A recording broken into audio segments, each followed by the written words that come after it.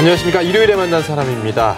전국적인 관광지로 주목받고 있는 전주 한옥마을의 체류형 관광객이 늘고 있다고 합니다. 자, 전주의 전통과 역사를 바탕으로 한 문화 콘텐츠와 또 야간 볼거리가 확충된 덕분이라고 하는데요. 오늘은요, 2015 전주 한옥마을 야간 상설 공연으로 선정된 퓨전 마당극 한옥 스캔들을 맡고 있는 김성훈 대표 모시고 전주의 문화와 또 역사가 숨쉬는 종합예술 이야기 함께 나눠보도록 하겠습니다. 대표님, 안녕하십니까? 안녕하십니까. 반갑습니다. 네, 이제 지난 6월에 이 공연이 시작이 됐는데 평일 야간 상설 공연 올해 11월까지 진행이 되잖아요. 네네. 좀 바쁘게 보내고 계실 것 같은데 요즘 어떠세요? 네, 평일에 하다 보니까 뭐 주말까지 또 저희들은 쭉 이어서 이제 공연들을 많이 하다 보니까 일주일이 그냥 다 공연으로 물들고 있습니다. 그래서 네. 많은 분들에게 또 저희 역량도 보여주지만 한옥마을에 이런 볼거리를 제공하는 데 큰 자부심을 가지고 있습니다. 네. 그런데 이제 상설 공연이라는 게 어쨌든 이게 주기적으로 하게 되는 네. 공연이잖아요. 근데 한옥 스캔들 이전에는 그런 공연들이 없었나요? 한옥 스캔들 이전에 평일에는 네.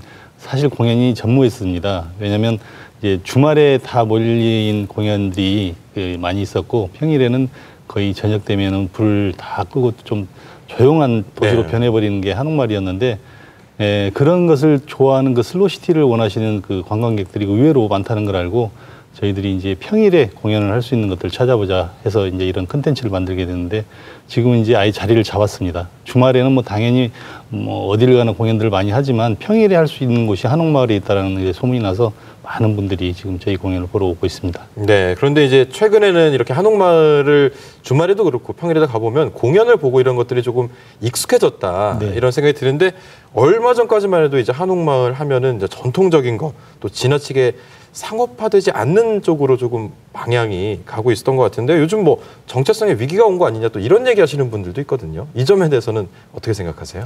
네, 한옥마을이 사실 그 먹거리나 그 즐길 거리가 다 이제 전통과 먼 것으로 이제 평가를 받다 보니까 점점점 정체성을 잃어가는 거 아니냐 그런 말씀들 많이 하시는데 그럴 때일수록 저희 같은 이제 그 문화관들이 다 같이 합심을 해서 계속 좋은 프로그램을 만들고 있습니다. 그래서 그 오시는 분들에게 어떤 컨텐츠를 제공하고 어떤 기억을 남게 하느냐가 다음에 한옥마을을 찾는 데 또 중요한 요소입니다. 그래서 저희들은 다른 곳에서는 있지 않은 한옥마을만의 전통 컨텐츠를 계속 제공을 한 일환이 바로 이런 것이라고 생각을 합니다. 네. 자, 그런데 이 한옥마을에는 문화관들이 또 여러 개가 있어요. 이제 소리문화관에서는 한옥 스캔들이 공연 중인데 전통문화관, 또 부채문화관, 완판본 문화관, 참 다양한 문화관들이 있는데 한옥 스캔들 공연되는 이 소리문화관 어떤 역할을 하는 문화관인지도 궁금하거든요. 네, 소리문화관은 판소리의 본향인 전주를 문화적 우수성을 높이고 새로운 판소리 문화를 알리기 위해서 노력을 하고 있습니다. 그래서 판소리의 문화적 예술적 인프라를 구축하고 전통 판소리의 보존과 창작 활동을 저희들이 지원하는 그런 곳입니다. 예. 그런데 이제 이 소리 문화관을 맡게 되시면서 이 한옥 스캔들도 공연을 하고 계시고 그런데 다양한 프로그램들을 또 준비하겠다 이런 말씀을 해주셨습니다. 근데 어떤 프로그램들이 지금 현재 운영되고 있나요? 네. 이제 저희 소리문화관 같은 곳들이 이제 전국에 여소에 있습니다. 하지만 이렇게 정체성을 가지고 하는 프로그램을 운영하는 곳이 별로 없는데요. 특히 전주 소리문화관에서 볼 수 있는 같은 대목 다른 소리라는 프로그램은 아주 독특한 프로그램으로 지금 인정을 받고 있는데요. 저희들이 동편제, 서편제, 중고제 이런 말씀을 많이 듣는데 예. 그 대표적인 게 이제 동편제와 서편제를 하는데 같은 뭐 사랑가 대목이라 하더라도 동편제에서 하는 사랑가가 있고 서편제에서 하는 사랑가가 다릅니다. 그래서 그런 것을 같은 자리에서 다른 명창들이 그 자기의 째를 역량을 발휘하면서 들었을 때의 그 묘미는 굉장하다고 말씀들을 하시거든요. 그래서 그런 독특한 프로그램 그리고 소리톡톡이라고 명창에 그동안 살아왔던 얘기를 정말 진솔하게 정말 힘들었던 적 정말 그만두고 싶었던 적, 뭐 이런 얘기, 그동안 하지 못했던 것을 관객 여러분들과 아주 진솔하게 나누는 소리톡톡. 거기에 또 가장 그때 그 힘들었을 때 불렀던 그 소리 대목은 네. 굉장히 절절하거든요. 눈물도 많이 흘리시고 그러시는데 네. 관객분들이 그렇게 아주 관객과 소통하는 그런 소리톡톡이라는 공연이 있고 그리고 앞으로 뭐 우리 소리의 발전을 위해서는 어린이들이 계속해서 소리를 할 수 있는 그런 기틀을 마련해야 되는데 어린이 소리꾼을 저희들이 좀 키우고 있습니다. 그래서 연말에는 이제 어린이 소리꾼 발표회도 가질 예정이고요. 그리고 이제 일반인들에게 이제 판소리와 고수를 가르쳐드리는 교육 프로그램을 운영하고 있습니다. 네. 그런데 이제 이 대표님께서는 제가 알기로 이제 국악을 또 학부 전공을 하셨고 우석대학교 국악과 출신이신데 학부에서는 뭐 춤이나 소리 뭐 이런 것들이 아니고 네. 피리를 전공하셨더라고요. 네, 맞습니다. 네.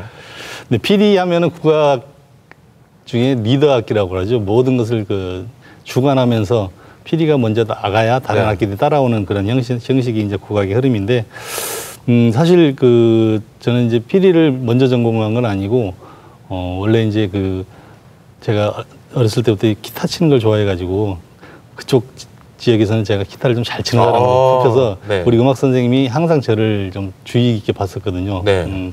음악을 할 거면 저를 조용히 부르시는 음악을 할 거면은 너는 양악보다는 국악을 해봐라. 앞으로 국악이 엄청나게 발전할 것이다. 근데 네. 이 선생님은 미리 그걸 다 알고 계셨었나 봐요. 그래서 지금 국악 부흥기가 온 것도 미리 선견지명이 있은 선생님들이 이렇게 미리 예시를 하셨는 거 아닌가라는 생각을 합니다. 근데 이제 학부는 피리를 전공하시고 이제 졸업을 하셨고 네. 전국 도립국악관현악단에서 활동을 하셨고 네. 또 보니까요 KBS 전주 어린이합창단 국악동요 연주단장 참 많은 일을 하셨는데 이거는 어떤 활동이었나요? 근데 사실 전주 KBS는 정말 저한테는 큰 보루 같은 곳이죠. 여러 가지를 또 저희가 만들어내기도 하고 그 중에 하나가 이제 그 당시 정말 그 센세이션이었던 어린이 합창단, 국악동요 합창단인데 네. 전국의 국악동요 열풍이 아마 이 전주에서 시작됐다고 보시면 될 것 같습니다.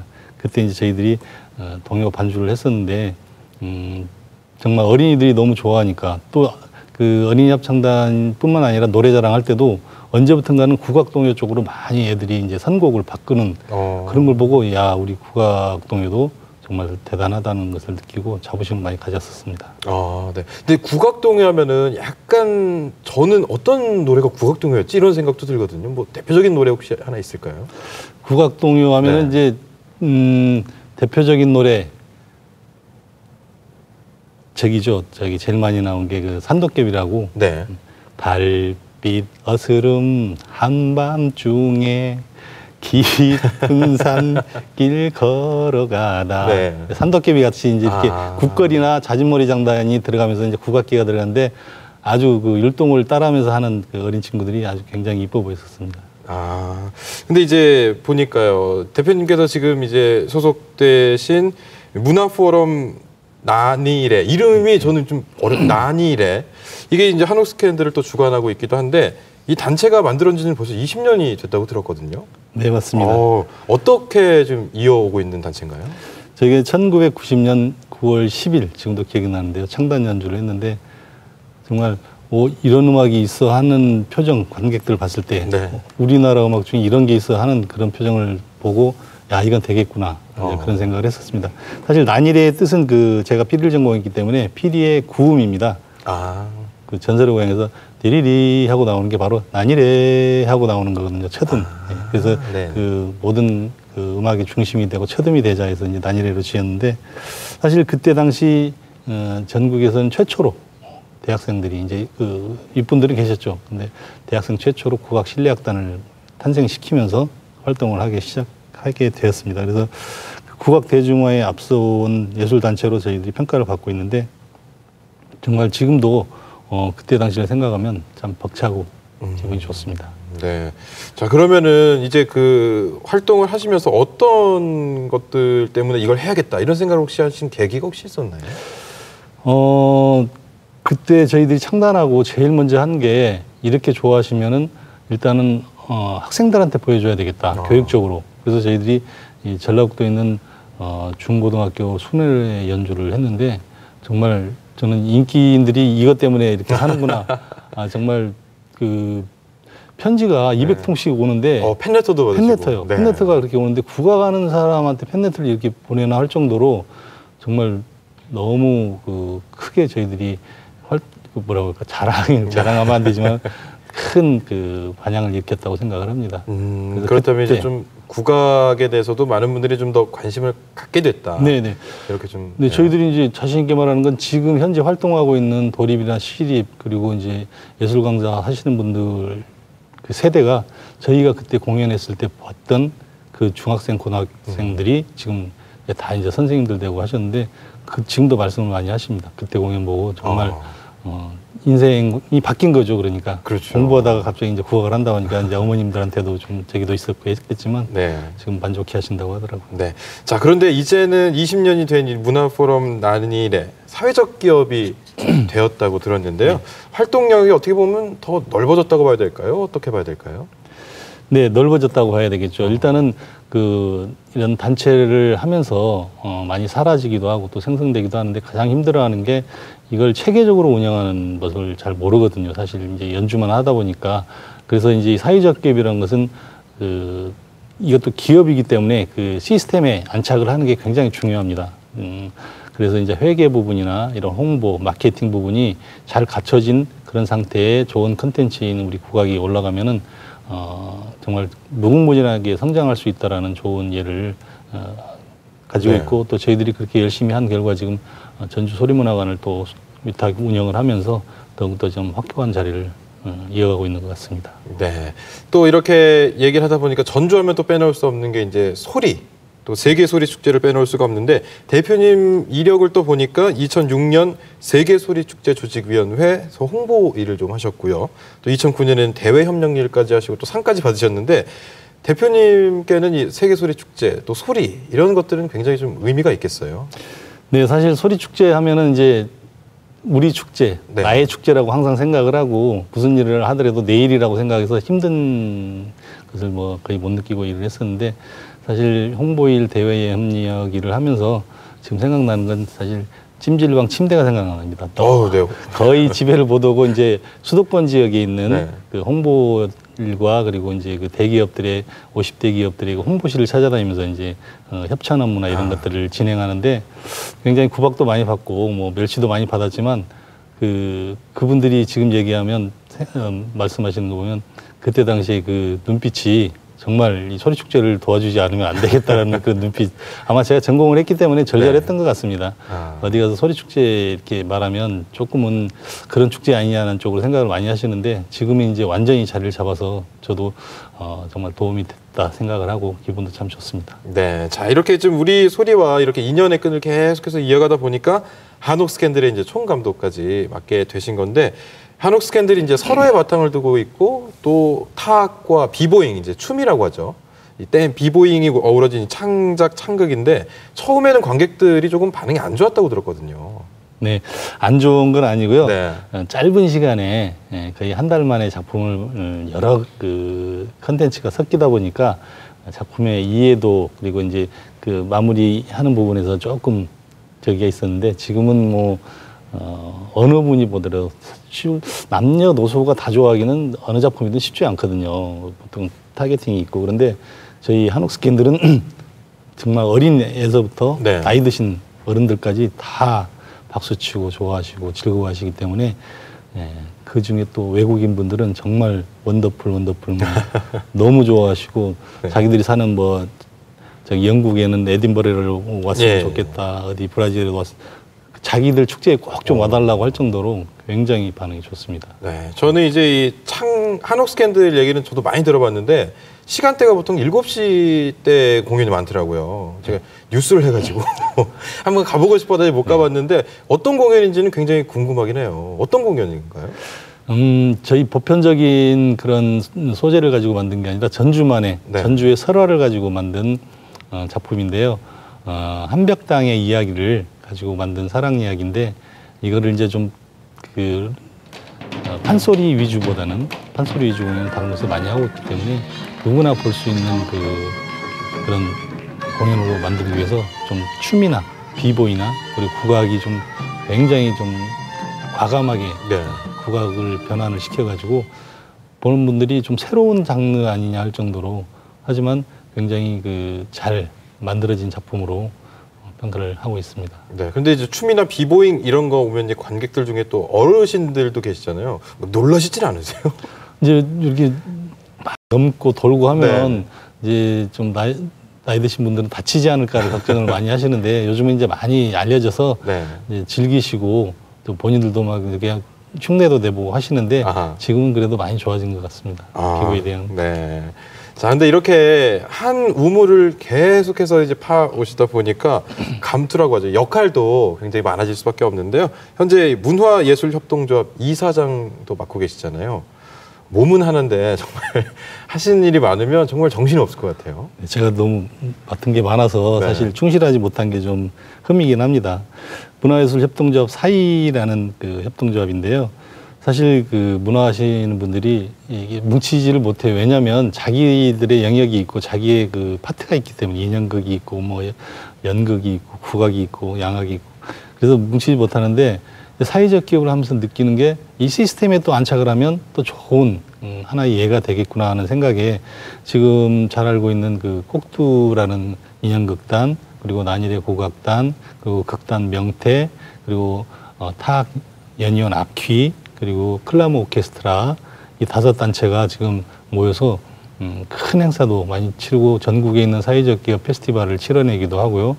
그리고 저희들이 뭉쳐서 만든 그 새로운 콘텐츠의 공연들도 연중에 한 번씩 작품 발표도 하고 하면서 계속해서 이 흐트러지지 않고 모여 있다라는 게 굉장히 중요한 것 같습니다. 이제 이런 게 이슈가 돼서 이제 정부에서도 저희들을 주목을 하고 앞으로 이제 문화 형성이 이제 나가는데 저희들이 또 가교 역할을 할 것 같아서 굉장히 지금 고무적으로 생각하고 있습니다. 네. 아무래도 이제 뭐 어떻게 보면 이제 예술이나 문화는 좀 배고프다 이런 편견들이 있는데 지금 꿈을 꾸고 있는 분들에게는 어떻게 보면 조금 앞에 길을 열어주고 계신 거 아닌가 이런 생각도 들거든요. 네. 예술 참 어렵습니다. 네. 그리고 힘들고 하지만 사실 그걸 이겨내야 좀 꿀 같은 시간이 다가오는데 그걸 견디지 못하고 바리스타로 빠지거나 뭐 다른 또 일을 하고 하는 걸 볼 때는 정말 안타깝고 잡고 싶은데 그래 한번 가봐라. 가보고 또 할 사람들은 꼭 돌아오더라고요. 그 사람들이 이제 계속 이어나가는데 이 꾸준히 가는 건 없는 것 같고 큰 변혁이 한번 있고 난 이후에 더 성장을 해서 돌아오기 때문에 그렇게 나쁘게 생각은 하지 않습니다. 근데 이제 이왕이면 좀 길게 젊은이들이 했으면 좋겠고 네. 이제 결국에는 젊은이들이 일할 수 있는 터전이 많아야 되는데 네, 그런 것을 아직까지는 사회에서 받쳐주지 못하고 있기 때문에 결국에는 킬러 컨텐츠를 누가 만드느냐에 따라서 이어나갈 수 있는 그 바탕이 되지 않나 생각을 합니다. 네. 지금 또 이제 한옥 스캔들이나 이런 것들이 잘 되고 있는 걸 보면은 떠났던 그런 우리 또 여러 예술인들이라고 해야 될까요? 네, 맞습니다. 많이 좀 돌아오셔서 네네. 역량을 좀 보여주시면 좋겠는데 자, 이렇게 이 국악 또 저변 확대를 위해서 이렇게 다양한 일들을 또 계획하고 계십니다. 근데 앞으로도 또 더 많은 일들을 준비하고 계실 것 같다 이런 생각도 들거든요. 어떤 계획들이 있나요? 그 공익 광고 중에 어릴 때 감동이 커서도 계속되고 그게 큰 감동으로 남아있다는 말을 하는데 사실 저희들은 이 젊은 사람들이 감동을 해야 앞으로 이제 세대가 또 저희 전통음악을 사랑하고 전통문화를 아껴주실 거라고 생각을 하기 때문에 저희 소리문화관에서는 사실 풍류천지라는 공연을 수시로 하고 있는데요. 많은 관객들도 좋지만 정말 뭔가 감동을 느끼고 싶어서 오신 분들에게 잠깐의 소리, 잠깐의 연주는 정말 좋아하시더라고요. 그분들이 그 리뷰를 꼭 그런 분들이 리뷰를 올려주시더라고요. 생각지도 못했던 공연을 봤을 때, 생각지도 못했던 그 악기의 소리를 들었을 때, 아, 이런 것 때문에 전주로 오는구나. 그리고 전라북도를 찾는구나. 이런 말씀들을 많이 하셨을 때, 그런 역할들을 난일에, 그리고 저 소리문화관에서 하고 있다고 생각을 합니다. 그래서 난일에는 지금 전국에서 모이는 수학여행 1번지가 지금 전라북도로 뽑히고 있는데 수학여행단이 오면 꼭 난일에 가서 공연을 합니다. 왜 전라북도에 와야 되는지, 전라북도에서는 어떻게 힐링을 하는지, 전통문화가 어떻게 힐링을 해드리는지. 근데 선생님들이 정말 계속해서 밀리는 거예요. 예약이 입소문을 타고. 그래서 네. 사실 오늘 저녁에도 지금 수학여행단 공연이 있어서 이제 저희들 찾아서 이제 또 가서 그 친구들에게 전통문화에 대한 인식도 바꾸고 또 우리 전라북도의 다시 한번 또 찾을 수 있는 그 친구들이 크면 또 가족들과 오는 그런 길을 틀려고 노력을 하고 있습니다. 그러면 뭐 공연 같은 게 이렇게 좀 길게 하는 게 아니라 짧게 연주 공연을 하시는 게 좀 상설 공연화 돼 있나요? 아니면 그냥 네, 한옥마을에서 지금 소리문화관에서는 그 토요일 날은 이제 매주 하는데 보통 1시간 하는데 이제 관광객들이 많이 모였을 때 뭔가를 보고 싶은데 그럴 때는 이제 그 소리문화관의 직원들이 다 연주자들, 전공자들입니다. 그래서 언제든지 투입이 될 수 있도록 돼 있어서 그럴 때 이제 가야금 소리도 들려드리고 판소리도 들리고 하면 그게 또 큰 역할을 하는 것 같습니다. 이게 이를테면 뭐 날짜 정해놓고 하는 게 아니라 그냥 지금 해야겠다 이러면 그때 그렇죠. 그냥 뭐 번개 공연처럼. 네, 그렇습니다. 이런 게 가능한 게 또 소리문화가 좀 매력 중에 하나겠네요. 그게 가장 큰 장점이라고 생각했습니다.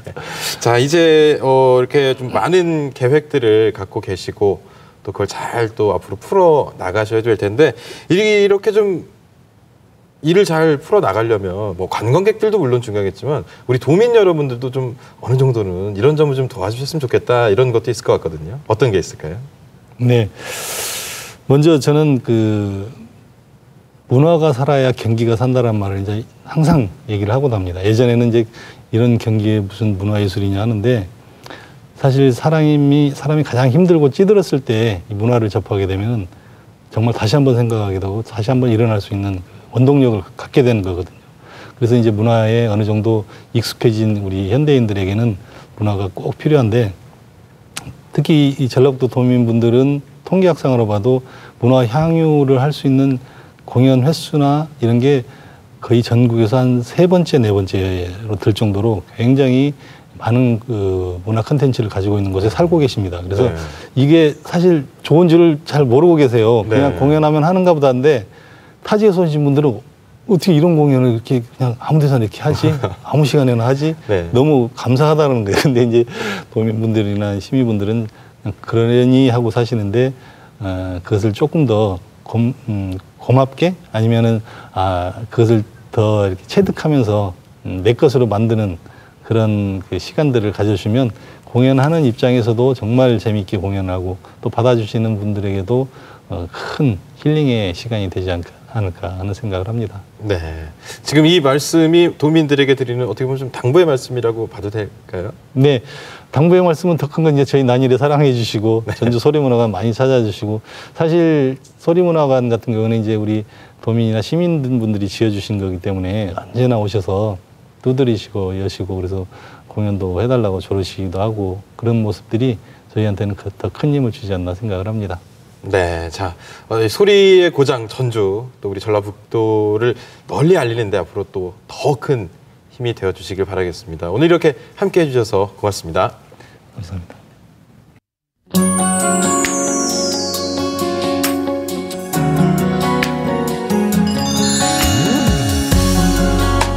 네, 여러분께서는 일요일에 만난 사람과 함께하고 계십니다. 이어서 이 대도시가 아닌 중소도시에서 예술단체 활동을 한다는 것 쉽지 않다는 사실 아마 다들 알고 계실 겁니다. 그런데 열악한 환경 가운데서도 지역 문화 계승과 또 발전을 위해 활동하고 계신 분이 계십니다. 자, 오늘 이 자리에 모셨는데요. 우리 고창의 우수한 소리 문화를 알리기 위해서 힘쓰는 국악예술단 고창의 이병열 대표 모시고 또 지역 문화에 대한 이야기 나눠보도록 하겠습니다. 대표님, 안녕하십니까? 네, 안녕하세요. 네, 이병열 대표님께서는 이제 고창, 우리 고창에서 활동을 하고 계신데 국악예술단 고창 어떤 단체인지 궁금해하시는 분들 계실 것 같아요.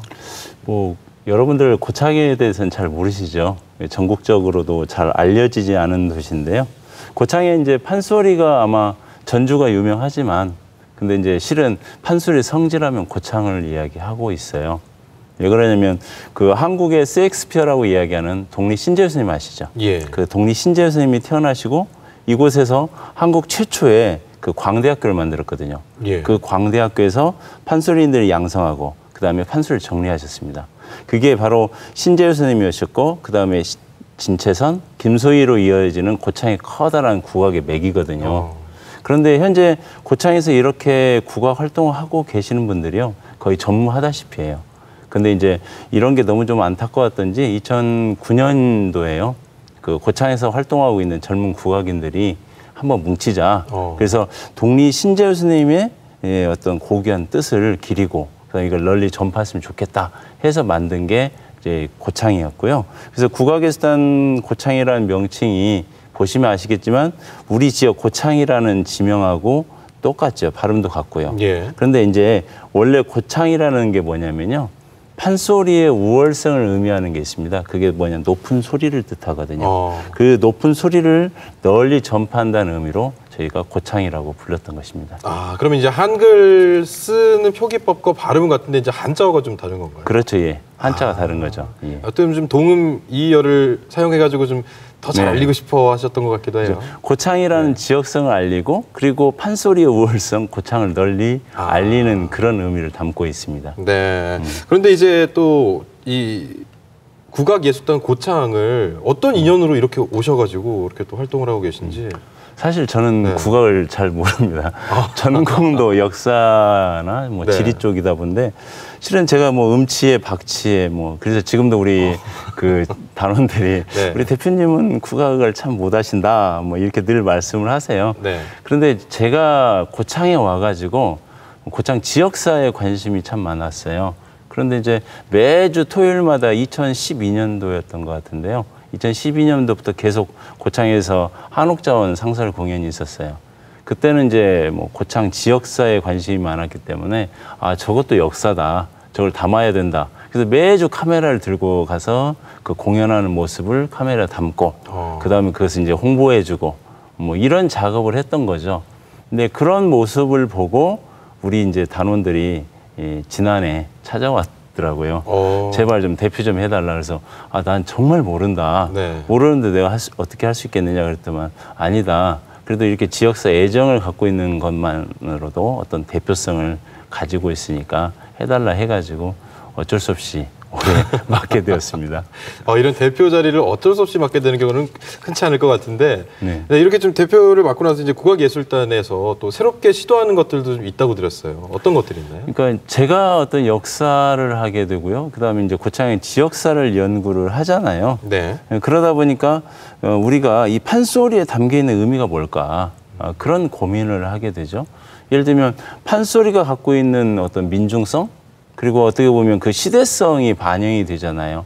그러니까 역사라는 게 지금도 마찬가지지만 과거 100년 전, 1000년 전이나 어떤 그 당시의 민중들, 서민들의 삶을 그대로 반영한 노래들이거든요.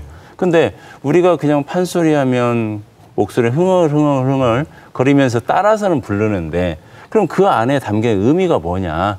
의미를 한번 해석해 보면서 그걸 판소리를 배워보는 그런 창작 활동들이 이제 저희의 프로그램들이에요. 그래서 저희가 이제 처음으로 그런 내용들을 시도를 해보면서 고창 지역의 아이들에게 그다음에 이제 부모들에게 다양한 사회적으로 그것을 보여주는 그런 프로그램들을 저희가 개발하게 됐던 것들이죠. 그럼 지금 어떤 공연들이 지금 펼쳐지고 있나요? 이제 대표적인 것들은 저희가 이제 그 학생들 방과후 활동이라든가 이런 걸 통해서 전파를 하기도 하고요. 또 하나는 이제 저희가 매년 인류의 전기 공연을 해요. 그 전기 공연을 통해서 그 안에다 이런 내용들, 고창과 관련된 이 향토, 환경, 자연, 고창의 지역 명품들 이런 내용을 좀 담아가지고 이제 공연을 해서 고창을 좀 알리는 홍보의 도구로서 활용하고 있는 거죠.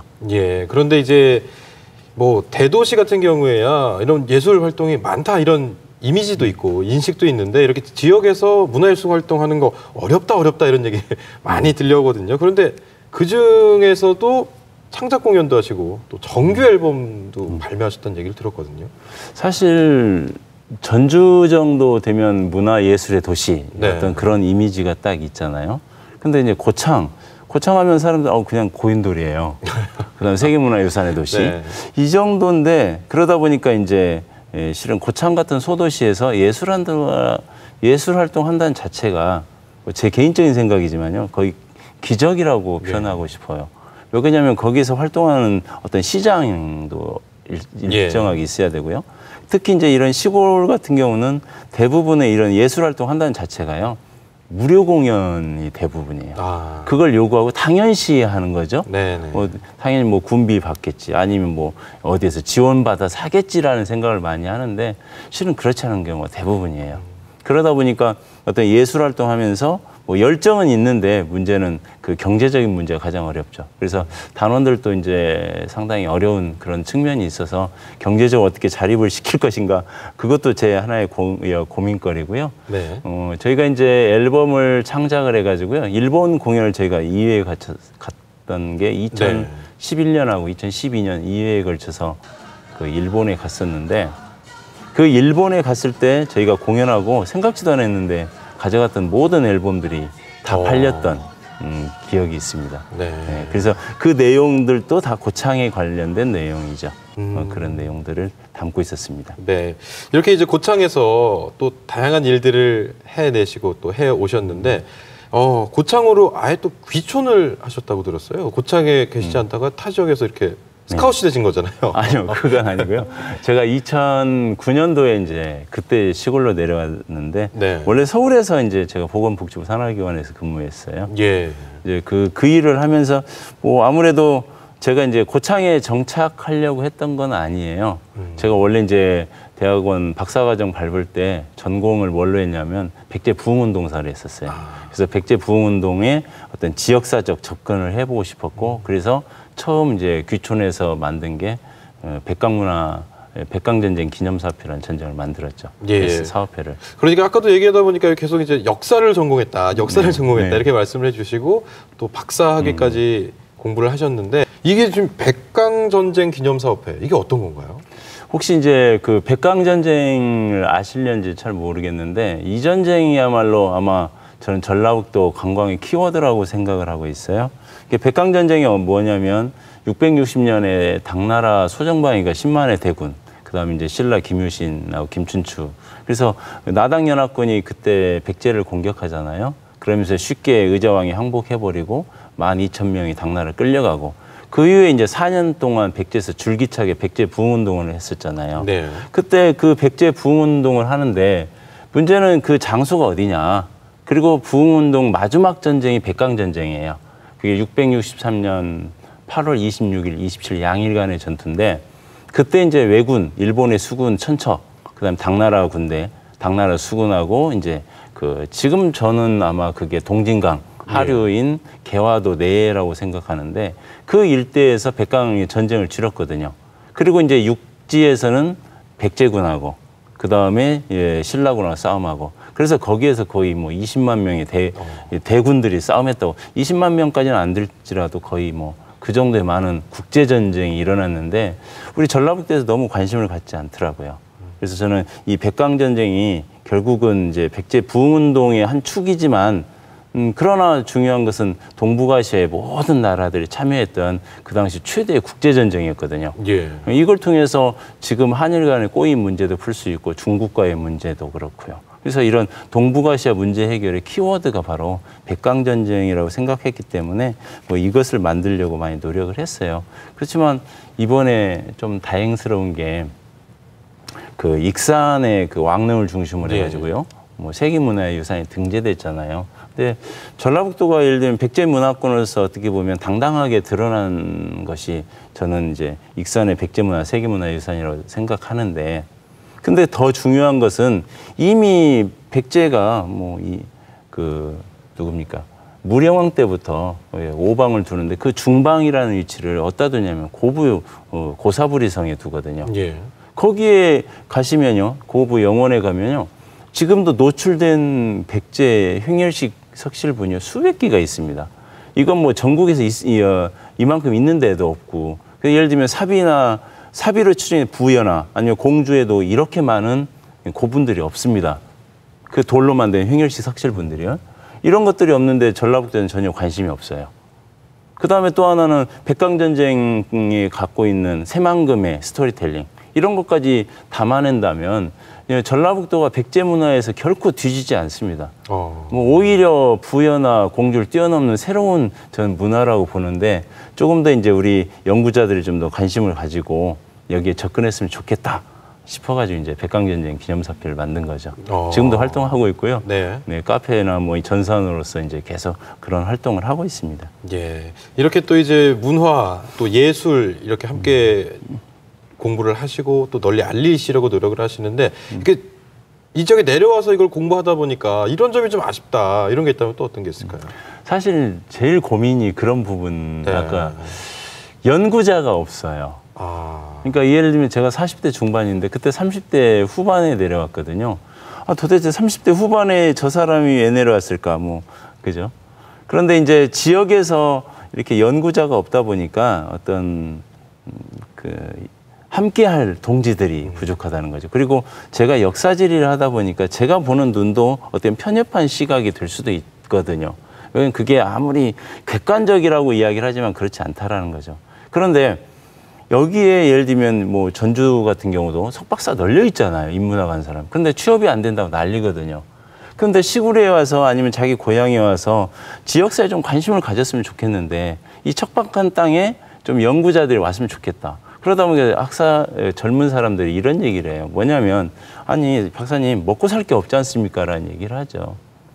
근데 한 지역사 연구 한 5년 전만 정말 열심히 한 분야를 판다면 그런 문제는 자연스럽게 해결이 되더라고요. 예. 네, 그런 부분에서 조금 더 이제 농촌에 사람들이 좀 많이 내려왔으면 좋겠다.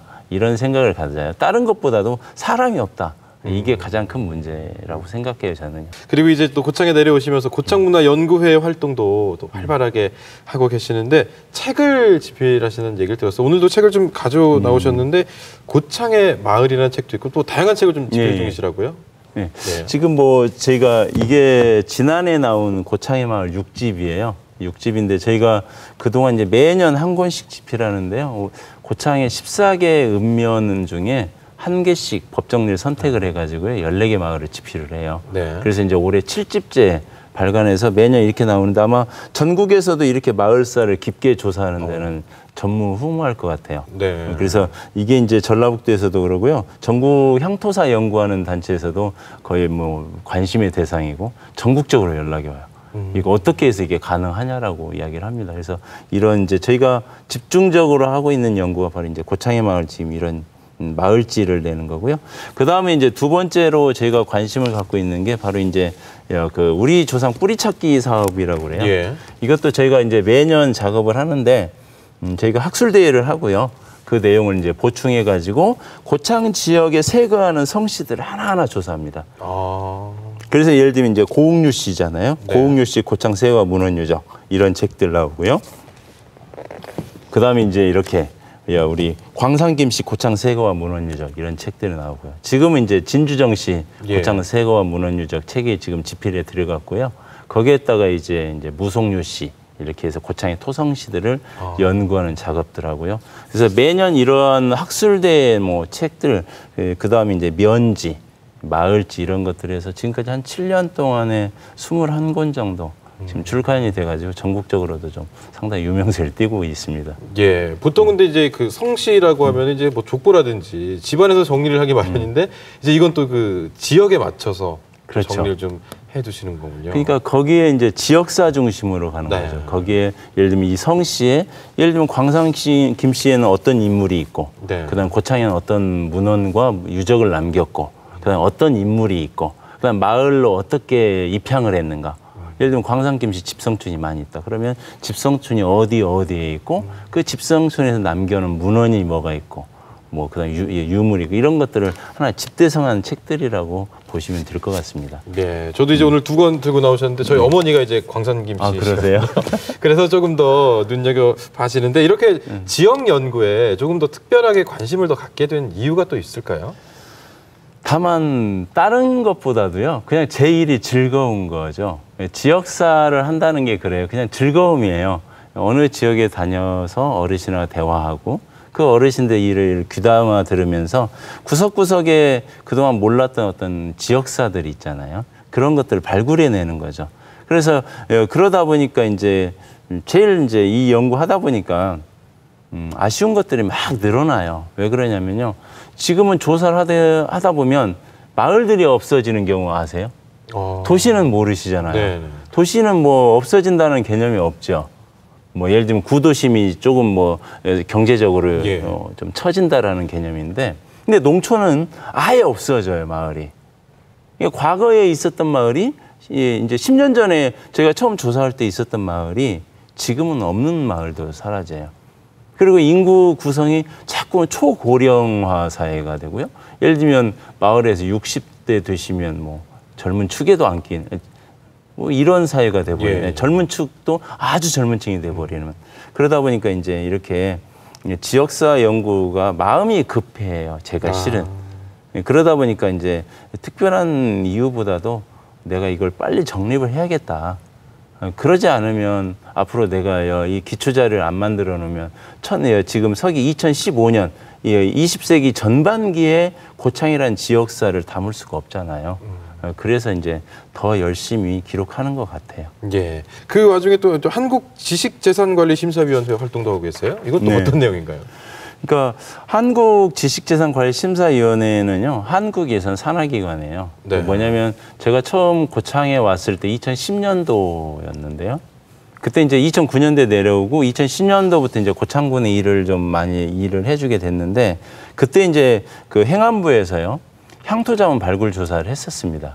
300억을 들여가지고요. 뭐 일자리 창출로 이제 그때 했었는데 제가 이제 고창군 그때 책임자를 했었거든요. 그러면서 이제 전국적으로 약 5만 6천 건의 향토 자원을 발굴 조사했어요. 그런데 이제 대부분의 정부 사업들이 문제가 뭐였냐면요. 단기적으로 끝나버리죠. 이 사업이 끝나면 지속성이 없어요. 그런데 문제는 그 5만 6천 건이 발굴했지만 이것을 지역 명품 브랜드들이고요. 지역의 이제 향토 자원들이니까 이것을 상업화하는 게 필요하잖아요. 이게 민간 사업으로 넘겨야 되는데 그래서 이제 이것을 민간 사업으로 넘기기 위해서 저희가 만든 게 한국의 유산이라는 이제 제호를 제가 받았어요. 예. 그래서 한국의 유산 제호를 받아가지고 그것들을 5대 분류를 나눴죠. 전통 지식 유산, 과학기술 유산, 그다음 지역 명품 브랜드, 미래 유산. 또 하나는 상징이죠. 상징에는 이제 국가 상징하고 일반 상징 두 개로 나눠가지고 태권도를 국가 상징 지정하는 일까지 하게 됐죠. 그런데 이게 분류해가지고 무엇을 할 거냐.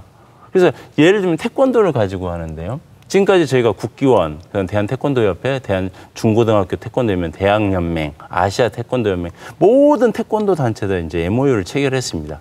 MOU를 체결해서 무엇을 했냐면 자 태권도를 가지고 지역경제 활성화해 보자. 대한민국 태권도가 이미 한류의 원조잖아요. 최초로 전 세계 한류를 이제 보급화시켰고요. 그리고 이미 이제 리우 아시아대 그 올림픽에서는 뭐 핵심 종목으로 선정이 됐잖아요. 핵심 종목이 됐기 때문에 그런데 문제는 이게 태권도 도장이 굉장히 열악한 거 혹시 아세요? 지금 아마 전국에 제 생각에 70% 이상의 태권도 도장을 운영하시는 우리 관장님들이요. 아마 최저임금으로 버티지 않을까 이 생각이 들어요. 태권도가 국기로 알고 있잖아요. 근데 입법화가 되지 않았거든요. 뭐 이미 뭐 다른 것도 마찬가지지만요. 근데 문제는 뭐가 있냐면요. 이런 태권도가 결국은 우리 국민들 사이에 이게 하나의 어떤 살아있는 국기로서 남았으면 좋잖아요. 그런데 요즘은 뭐 내 몸이나 보호하고 다이어트 한다든가 뭐 심지어 태권 줄넘기까지 이상한 걸 다 하거든요. 왜 그냥 경제적으로 어렵기 때문에 그렇습니다. 태권도를 예를 들면요. 국가 상징 과정을 추진하면서 전국에 10만 개의 태권도의 도장들이 있어요. 이것들을 한국유순과 연결해서 직업진로 체험학습에 연결하죠. 그러면 학생들이 태권도가 무엇인지 확인하고 어떤 사람이 운동하고 태권도의 역사 이런 것들을 홍보할 수 있는 홍보 도구를 ICT 기반 구축을 해주는 거예요. 각 도장마다. 그리고 거기에 쇼핑몰을 다 붙여주는 거죠. 그러면 예를 들면 태권도 도장이 있는 학부모들까지 연계가 되잖아요. 그럼 10만 개의 도장이 하나의 어떤 유통구조가 되죠. 그러면서 태권도 도장에서 그걸 관리하라는 게 아닙니다. 저희들이 그걸 전사적 관리 시스템으로 관리를 해주겠다. 그 대신 나중에 판매되는 거 너희 도장에 관련된 거 돈만 가져가라 이런 얘기죠. 그래서 이것을 전 국민의 농업 생산자들하고 태권도하고 연계해 주는 작업이에요. 그 프로젝트를 지금 이제 대한태권도연맹 국기원하고 국가 상징을 지정하는 일을 하면서 지금 연계해서 지금 그 사업을 하고 있는 거죠. 예. 근데 앞으로 이런 작업들이 계속돼 나간다면 이 지역 문화와 또 계승 발전 이런 것들도 좀 같이 함께 해 나가실 텐데 이런 작업을 해 나갈 때 우리 도민들의 또 격려, 또 군민들의 격려 많은 도움들도 필요할 것 같아요. 한 말씀 마지막으로 부탁드리겠습니다. 대부분의 이제 우리 젊은 사람들은요 도시에 있다 보니까 도시는 꿈과 희망의 어떤 가득 찬 곳으로 인식하고 있고요. 농촌은 희망이 없고 그다음 꿈도 없는 곳이라는 어떤 편견 그리고 차별을 가지고 있다라는 거죠. 근데 이제 그런 그 문제가 있지만 우리가 언제나 365일 일하는 정규직을 찾는 것보다는 좀 농촌에 와가지고 제가 뭐 여러분 지금 이 방송 보신 분 저한테 연락 주세요. 제가 ICT 기반 구축 모형 제가 지원해 드릴게요. 그러면 여러분들이 도시에서 고시방 쪽방에서 정말 그렇게 사는 것보다는 좀 농촌 나오셔서 자연을 보면서 옆집 할머니의 일하는 모습 보면서 마음 아프면 그 할머니가 재배한 농수산물을 판매할 수 있는 시스템 제가 만들어 드릴게요. 만들어가지고 그걸 판매하고 옆집 거 팔아주고 그래서 모두가 함께 잘 살 수 있는 세상. 그게 필요하잖아요. 전라북도 뭐 우리 지금 제가 여기 오다 보니까 뭐 유대 개취했다 뭐 하다 뭐 탄소 무슨 센터 만들었다 계속 하잖아요. 그런 거 하는 거 몇백억씩 들여서 하는데 그러면 그게 서민들 우리 도지사님 보실지 모르지만 그게 서민들에게 직접적으로 영향을 미치냐고요. 도에는 큰 도움이 될지 모르지만 가장 밑바닥에 있는 우리 서민들에게는 피부에 와닿지 않는 이야기잖아요. 그거 아닌가요? 네. 그것보다는 차라리 우리 이 젊은 사람들이 농촌에 싹 들어가 가지고요. 마을에 한 사람씩만 있어도 돼요. 그 사람들이 마을 물건 다 팔아주면 되잖아요. ICT 기반 구축 가지고. 그래서 서로가 지금 예를 들면 고추 한 그릇 5,000원짜리가 6,000원에 팔고 도시민들은 10,000원짜리 사던 걸 8,000원에 사시면 되잖아요. 그런 구조를 만들어 가자. 그거 스토리를 담고. 그래서 이것을 전 세계에 홍보할 수 있는 홍보의 도구. 그래서 저는 지금 이제 국악예술단 고창도 마찬가지고요. 고창문화연구회, 백강전쟁 기념세. 이 모든 게 하나의 스토리이지만 스토리가 있다 해서 되는 거 아니잖아요. 마케팅이 못하면 안 되잖아요. 마케팅 할 수 있는 도구, ICT 기반 구축을 누구나 다 가져가지고 지역 경제에 살릴 수 있으면 좋겠다. 그래서 정말 우리 전라북도에 공장이 없어서 탓하는 게 아니라 공장이 있기 때문에 환경이 좋아서 전라북도에 오고 싶은 곳이고 그러면서 그 자연환경 때문에 고창에 서로 오고 싶어하는 곳 만드는 것 꿈이잖아요. 근데 네. 거기엔 공장 필요 없습니다. 네. 자, 이렇게 지역사회에 대한 열정이 앞으로 이렇게 좀 일을 하시는데 더 큰 힘이 되지 않을까 싶습니다. 오늘도 이렇게 또 지역문화 발전을 위해서 힘써주시는 와중에 이 자리에 함께해 주셔서 고맙습니다. 예, 감사합니다. 네, 일요일에 만난 사람 이렇게 이번 주에는 두 분과 함께 한 주를 마무리했습니다. 세대 또 지역을 하나로 아우르는 문화 예술에 대해서 함께 이야기를 나눠봤습니다. 자, 문화 예술의 진정한 가치는 우리 삶에 행복을 주는 것이라고 합니다. 자, 이번 주 일요일 도내 곳곳에서 다양한 문화 행사가 열리고 있습니다. 가족들과 또 친구들과 동료들과 손잡고 한번 불러보시는 건 어떨까 싶습니다. 일요일에 만난 사람 다음 주에 다시 찾아뵙겠습니다. 고맙습니다.